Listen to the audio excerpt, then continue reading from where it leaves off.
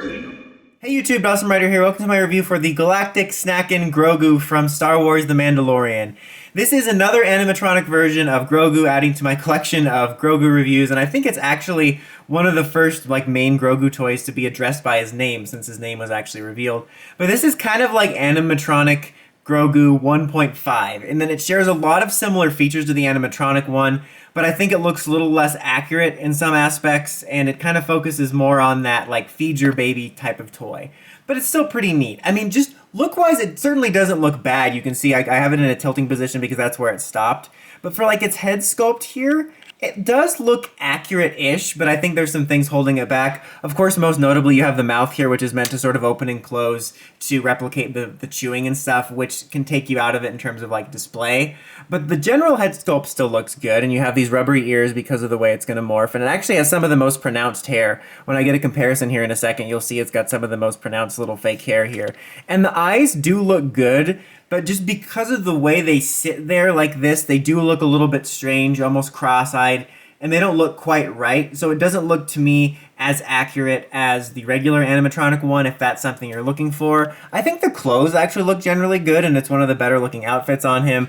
Of course, with the hands here, they're kind of in a fixed position because of the gimmick. And with this one, you have this little slot here because you're going to be inserting the little gimmicks in there, and it kind of creates not a chip read, but something kind of like that. And then on the bottom here, it's just completely flat, you have flat feet. So this really isn't the one you're going to want to go for so much if you're looking for a display Grogu. I don't think it completely misses the boat on working for that, but I don't think that's the primary purpose of it. But I wanted to highlight that. And again, after we go over the base functions, I will show a comparison to the regular animatronic Grogu and talk about which version is best for what you're looking for out of a Grogu. Everyone's shopping for a Grogu at some point in their lives. So what's best for you? Pop vinyl, this. So on-off switch down here.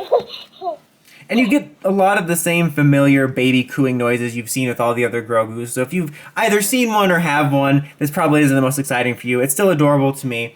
But it works off a similar system to the animatronic one where it goes based off of pets. So you do this. And you can see you get some similar animatronic movements as you do with the original one, except with a little bit more hand movements and stuff like that going up. There's some sleeping ones. Unless mine doesn't do it, he doesn't have that thing where if you lie him down, he sleeps. But he does have the interrupting one.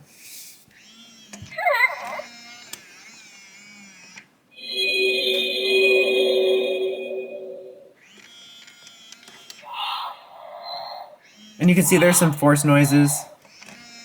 Because I did it 3 times. You can do it in succession.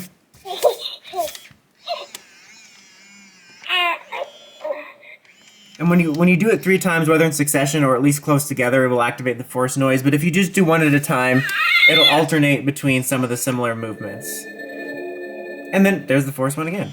But it kind of just, depends on what you want to see, how long you want to keep doing it. I'm not going to sit here and do it all day, but there's kind of a variety of combinations. I think the box says over 41 or something like that between stuff like this and then using the stuff for the gimmicks.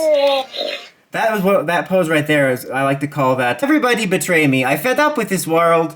Anyway, let's get into his main gimmick here. So it's just like having a real kid. I fed up with this world. Perfect. Anyway, so you can see here you have these variety of gimmicks. Right here we have the little top of the joystick, and you can see right here you're supposed to put that in his hand to activate its unique sounds. Come on, son. Stop trying to use the... Dang it! You can see here you have a little macaron. I'm going to talk fast before he starts again. You have this little octopus soup, and then you have a spoon. In fact, let's start with the spoon. Yeah, spoon. Good boy. So you put it in here like this. See, look at that. Adorable. And then, you do this to activate it again, and it'll activate unique sounds based off of that. Let's do one more. So you can see, get some gulping and burping noises. I mean, he's got a spoon, but no soup. So you got that one there, and then now he's got a stomach ache. See, you ate too much soup there. Now here's the macaron. And the little sort of peg reader on the thing kind of tells it what to do based on sounds.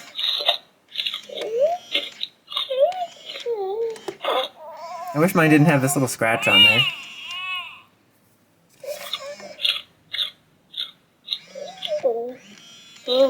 Alright, let's do one more with that one, and then we'll do the little ball next. So you can see, actually, let's just do one more. Because there's a lot of fun noises with these. I fed up with this world, but I have a macaron this time. Everybody. And then let's do this one, his little favorite toy here. Whoops, put it in the wrong way, because I'm the dumbest boy in school. There we go.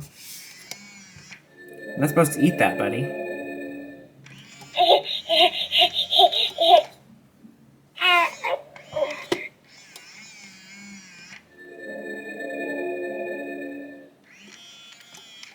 Alright, let's give it a couple more for this one.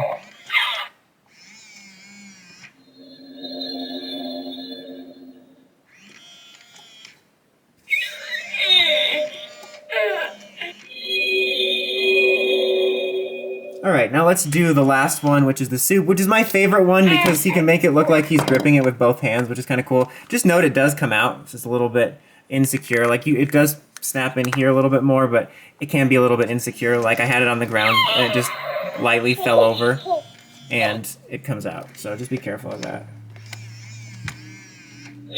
See, to me, that's the coolest one. Like, I like how he holds it with both hands. It's just really amusing.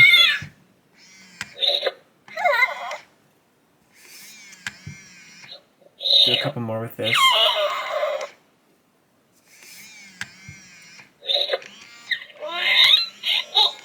So that's really cool, and I think kids will get a huge kick out of this. You know, this is far beyond the technology that was around when I was a kid in terms of these, like, feed your baby type of toys. Now, while he sits here and coos intermittently, I'm going to bring in for comparison the original animatronic Grogu, so stand by. Okay, so we have these two next to each other. You can see this one's quite a bit bigger. So in terms of size, I guess you could argue it's a little more accurate than that. Thank you. But you can see, I'll show you, they have similar features, you know? And you can kind of decide for yourself which one you think is more accurate. I think there's going to be people that think this one's a little bit more accurate, but for me, there's just something about the eyes on this one that just look a little bit strange that's holding me back. This one's not the most accurate either. But for me, it looks a little bit more overall accurate. And you can see what I'm talking about with the hair. Like, you can see it both on top, but this one has much more prominent hair. Like, this has a really cool gimmick with all that stuff. It can have personality. So I can see there's pluses and minuses. So I'm showing you this so you can kind of decide for yourself if you're interested in this, which one you want the most. But just for me personally, I feel this one looks a little less strange. And there actually is one that's like a $300 crazy super replica one, which I'm personally not going to get. That's too rich for my blood, no matter how many midichlorians. But that's also an option if you want something super accurate. But I'm going to go ahead and I'm going to turn these guys off so I can finish my final verdict here. But I'll say, in terms of recommendation, don't knock over Baby Yoda because he's precious cargo. Or Grogu, sorry. It's going to be forever. It's going to be the new Frankenstein's monster, and Frankenstein is Baby Yoda and Grogu. Anyway, for me personally, again, I showed you the comparison. I think if you want an animatronic one, whichever one you like most, I think you'll be happy with. But for me personally, if you're just after a really good animatronic one, you want a display piece but a little bit of fun, I recommend this one the most. I think if you don't care about the animatronics or any toy features and you just want something for display, there is the other version I covered, which is basically just a plush that looks almost identical to this, with just some 2 long sleeves but no animatronics. That's a little bit cheaper. It looks good. You don't have to worry about it being so expensive. That's what cheaper means, Dawson. This one I think is absolutely great for kids. I think kids are going to love this. I think this is a great Christmas item. You know, if you can splurge the cash, I can highly recommend this to get for your kids for Christmas, or, you know, your childlike self as well. I think will enjoy this. And I think if you can't find this or you like this more, this is a good substitute. Even though it looks a little strange, it's got a lot of fun to it. And like, even for me, this is clearly much more of a one for like kids gimmicks, and this one can be a little bit more collector friendly. But even with this, I was like, I don't even know if I want to keep this. I forgot I pre-ordered it. I pre-ordered it back when Baby Yoda things seemed to be going really fast. And then even after playing with it a while, the child in me was activated. I'm like, this is really fun. So I could see keeping this for display and then every now and then just having a little bit of fun with it. So it's a pretty cool toy, but this one is still my favorite. But that is it for this one, guys. Until next time, like, comment, subscribe, and climb the steps and ring that bell so you get notifications for my videos. Dawson Ryder, signing out.